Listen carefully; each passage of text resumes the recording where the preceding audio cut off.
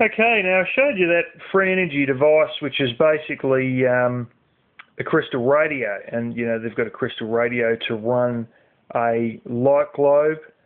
Now that basically runs off RF energy, which you get a bit of that from the sun, but most of it is from local AM radio stations and whatnot. Now, this one that I'm got the links in the description to, this is an electric motor ran from electrostatic energy. It basically runs off static electricity in the air. I remember as a kid in science seeing we had a Van de Graaff generator there one day, and they had some sort of a little leaf thing which would, like a little metal plate, very thin, which would move according to the amount of according to the amount of static electricity that was exposed to it. Now, I sort of thought to myself, now, if you were to take that down to Tasmania, they've got a lot of hydroelectric power stations down in Tasmania, and I've been right up beside them and in them and everything, a number of them actually.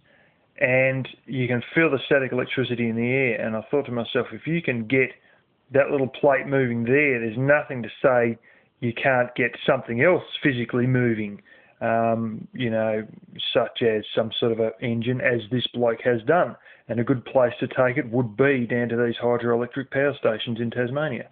But yeah, it's quite intriguing. It sort of runs on static electricity out of the air, not RF energy, in case you wondered, and he sort of explains that in one of the videos.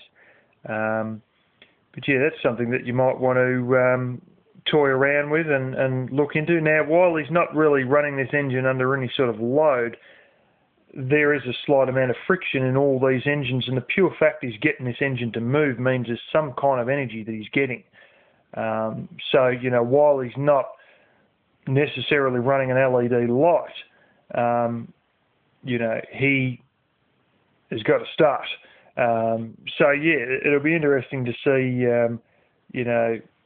anything else that people might create using static electricity or electrostatic energy.